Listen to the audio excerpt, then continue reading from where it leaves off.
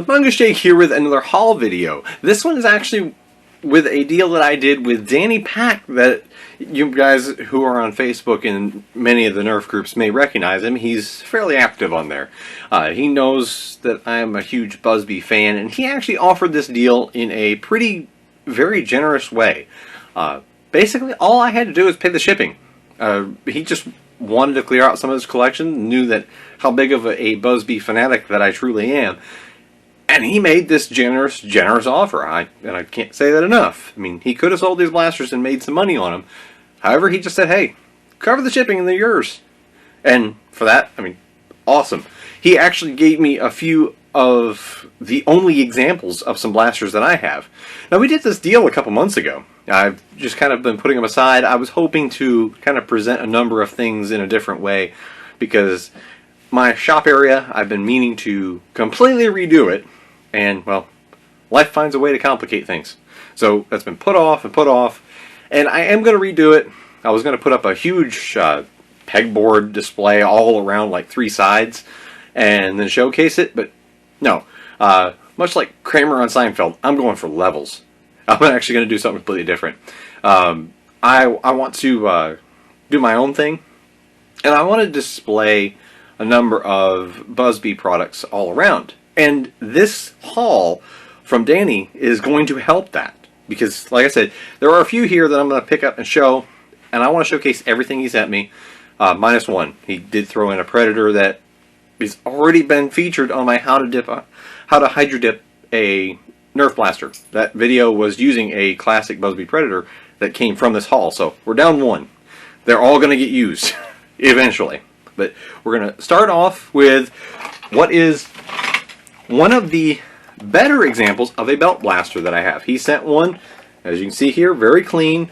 The sticker itself, there is in very good condition, and it came with a belt. Now, I am actually a fan of this. I know Walcom did a tag back episode on the belt blaster, and I am going to do my own episode. I'm going to be reworking my blaster throwback series. I'm still going to do it, and because you guys seem to like it, it's decently popular, but I'm going to do a Busby history series. That's something I've been wanting to do, to focus predominantly on what I am truly good at. Busby stuff in general. Because I was kind of the other brand guy before the other brands started to pick up steam.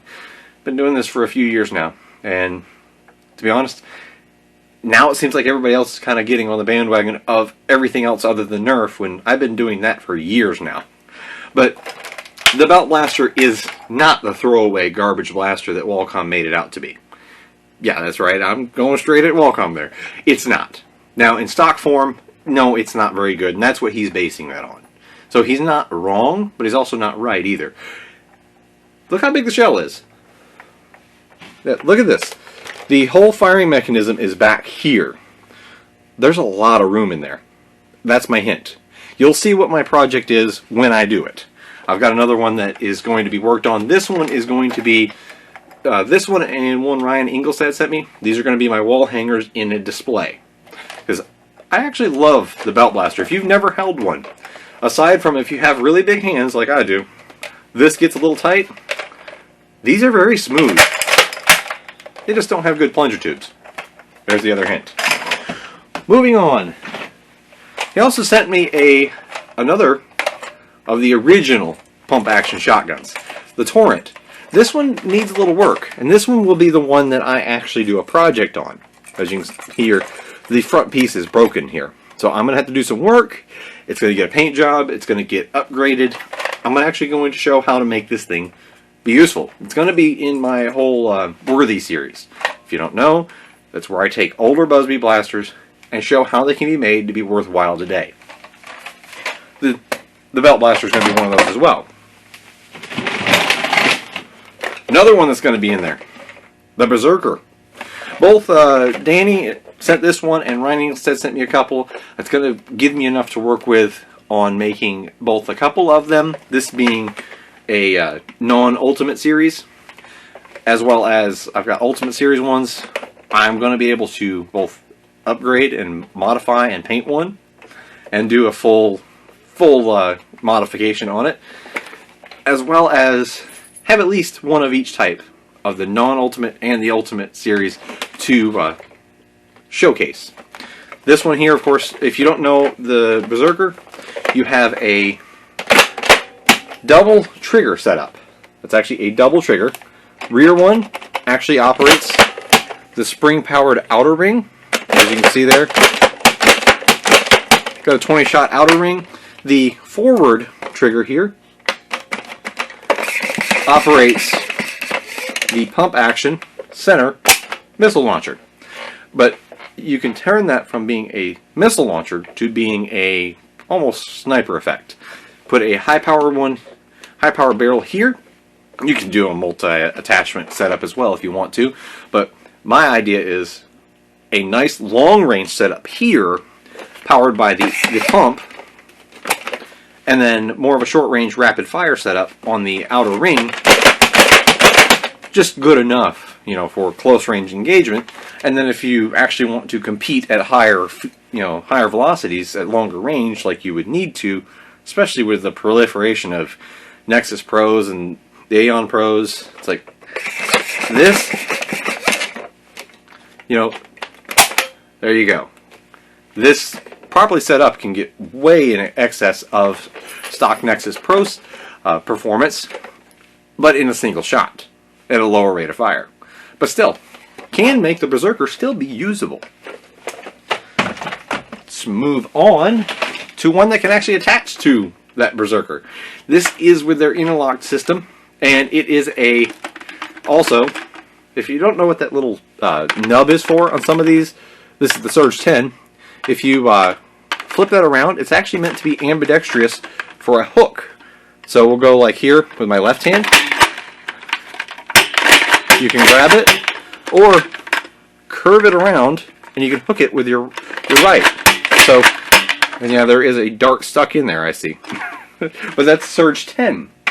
That's going to be a wall hanger. From the Extreme series, this is the air pump. He already had told me it doesn't work. This is going to be a repair job. And you can see why it doesn't work. Right in there. That little nubbin is broke. That connects to the pump grip. So I'll have to do some work on that. Be a fun project for a future video. One thing he sent me was a Cougar and a whole bunch of the clips. This is fantastic. I've been wanting to run a Cougar that I modify. Now I've got, let's see, at least 4 clips in here. So that's fantastic. So at least 4 clips plus a Cougar. And I actually thrifted a Cougar with a clip just after he sent this. So that's fantastic now.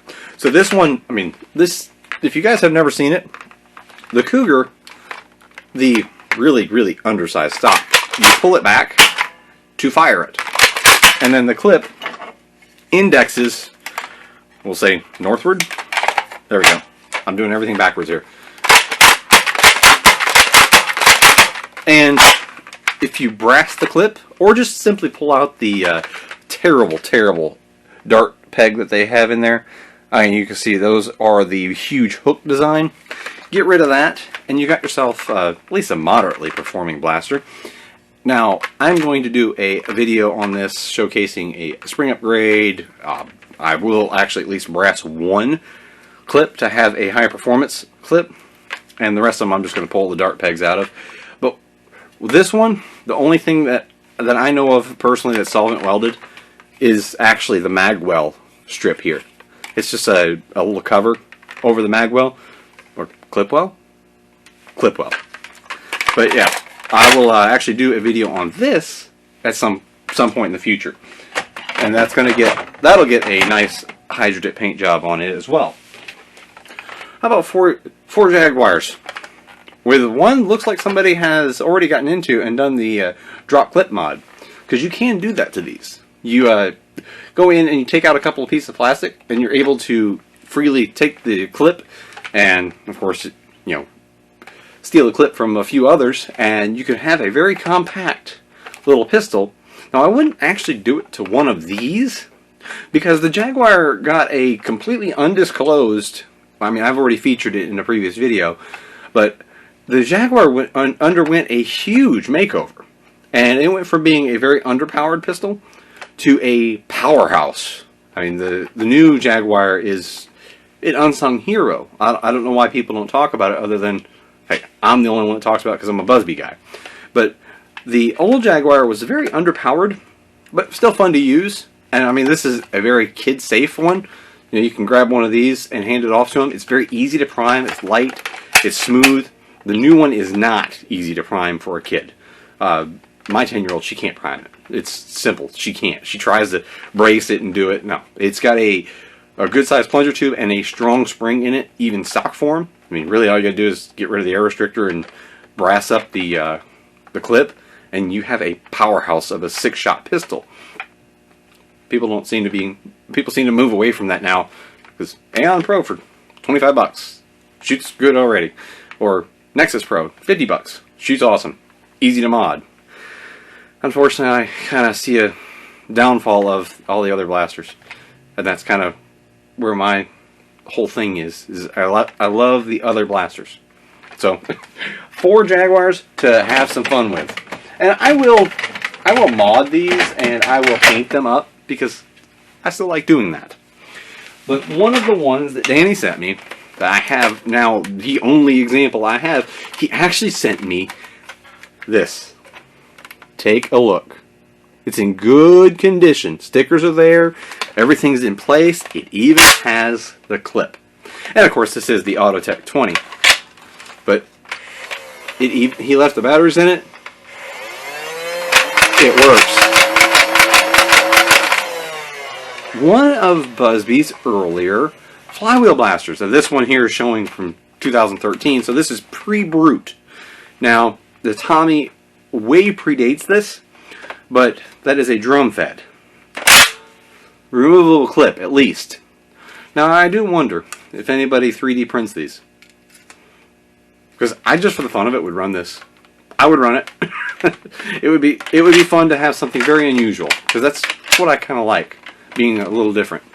But that would be fun to run. Now, getting on to a couple others is, here's the old Mech 20. Now we have the new one. I kept it right here nearby. Here's the Power Mech. This has taken the place of this old guy. And this one is an old one. Looking at 2005. This is truly one of the very first Busby flywheel blasters. This is, you know, basically a Tommy 20, but with a kind of more futuristic, if that's even a way to look at it. It's just a kind of tactical look. I mean, it has a rail. It does actually have a tactical rail up on top. So I would even run something like this just for fun, because I think that's something that people forget about with their hobby. I mean, things like this. No, it doesn't perform great. No, it's actually, by today's standards, it's terrible performance. But man, you know, the challenge of actually taking this and going to get somebody, I mean, still works. I mean, and it has extendable stock. So there are some neat things there. It has extendable stock, which actually has pretty solid length there. But you can collapse it by just pulling on it. A couple of the other things I got, which is now my only one. A lot of people are Jolt fans, like Captain Xavier. I love my Tech 3. And yeah, Whiskers is right here at my feet. But I've got a Tech 3. This is, look at the coloring.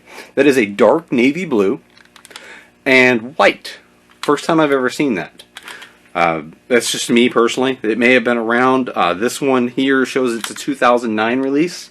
So, very neat. That's an unusual one. And a pirate pistol. I still need to get a few more of these. Anybody who has a reasonably priced way for me to get my hands on at least like 4 more of these, I would highly appreciate you leaving that in the comment section below if you run into them. Or check out my Base of Operations Facebook group. That's where you can, you know, reach me. I check that daily. Yeah, I check it even more than my own page. But the Mungus Jake Base of Operations is a Facebook group. I've linked it up in the community tab here on YouTube. Check that out. If you have an inexpensive way. Last one I found before Danny sent this to me, which, again, Danny, it was a hugely generous thing you did to send this box. We're not even done yet, and we're already passing way past. I thought the video would be shorter than this, but this is a prime condition one. I mean, this cannot be understated. This is not damaged. This is not scratched up. This is a wall hanger quality. I mean, this, you know, this is like presentation quality. And I need to get a few more because I want to run a loadout of like a belt of them, or, you know, do some kind of mount here, like go down my chest with them pull across. Which, yes, I like silly loadouts like that, because you can make up for having, you know, less than stellar blasters with just your own athleticism, and that's something I'm going to do when I go to events next year. Because this year is, of course, we all know what that is.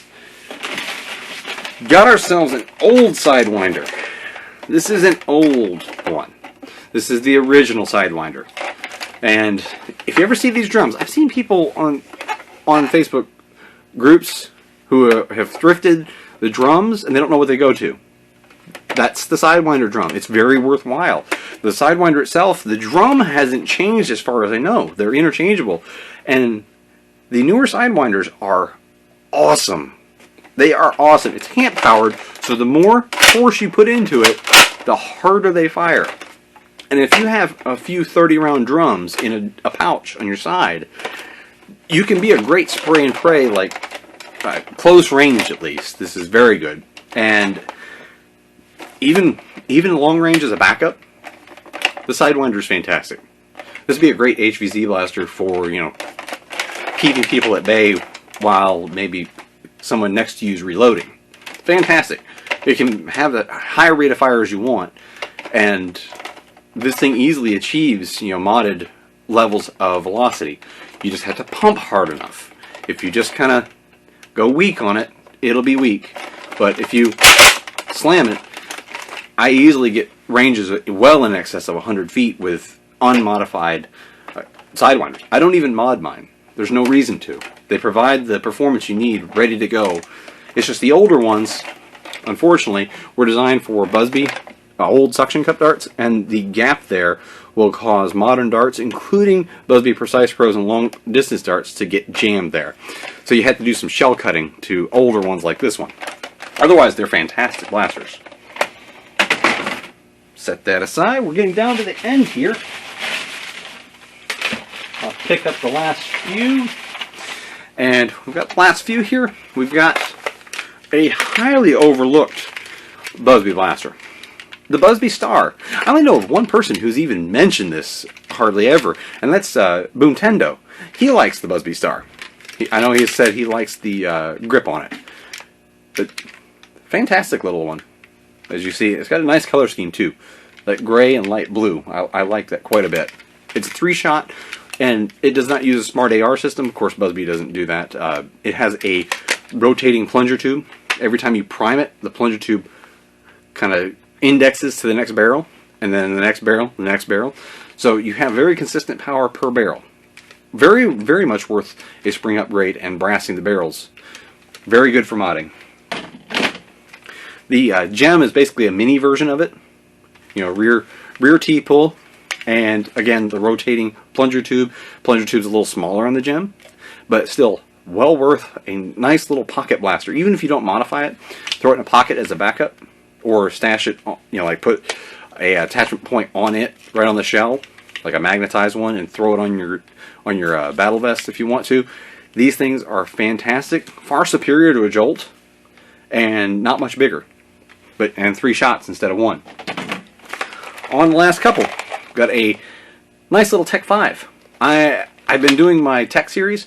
That is going to continue. I'm going to go back and do the Tech 5 and the Tech 10. The mods and dips for these are going to keep going. The Tech 5 is the next one up. And the Tech 5, the only hang up is that, and you'll see it when I do my mod, this distance here is not long enough if you don't modify the cylinder for full-length modern darts. Again, it's made for the old Busby suction cup darts, which are significantly shorter.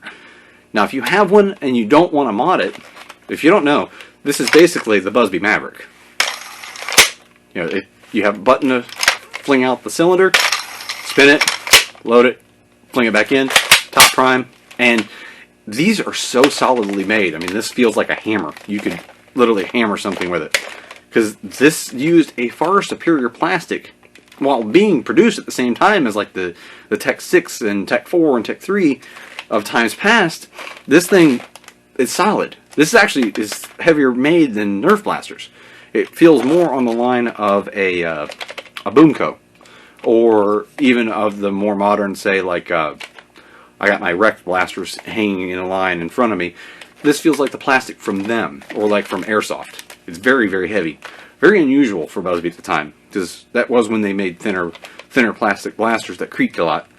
And this one, I've seen them from 2009 and 2012, but that'll have its own video. Coming to the last one, randomly, an Air Max 1. And a lot of people didn't like the Air Max 1. Why? It came after the Predator. The original Predator. I mean, we got the new Predator right here, which is nothing alike. That's a little spring-powered single-shot blaster, basically meant to take on the Jolt. But the Predator, old Predator, and the Air Max 1 are a air-powered and single-shot pistol. It's a neat one. It does not have the tank size of the original Predator, and that's why, for a lot of people, it was a letdown. I still think it's neat. It's pump it up, and poof. Yeah, this one's got a little bit of a seal issue, but it's still a neat little piece of history. Because this one here is from 2011. Think about that. 9 years old. A little leak, but still can fire. Let's actually dig up a modern dart, and let's see how it does. It's got a little leak, but that's pretty good power. But this was all, well, actually, random four little belt links. But that was all that Danny Pak had sent me. It's a huge pile over here on the workbench now, and you will see a lot of these get used in numerous videos coming up. I will be doing some paint jobs, like that Tech 5 may get used. The pile of Jaguars he sent are probably going to get used in mods. And then you will see a couple of those, like the Belt Blaster and the Autotech 20, end up on a new Busby display that I'm going to be doing here in the workshop that I will share in the future when it gets done, whenever that happens to be. But this is Mongoose Jake saying, hope you enjoyed this and thanks for watching. And up next will be a thrifting haul. That way I can get all these haul videos done and get the blasters kind of sorted and ready to go for either use in mod videos, use in blaster throwbacks or Busby history videos, or in the future yet to be seen. This is Mongoose Jake saying thanks for watching. Hope you enjoyed it.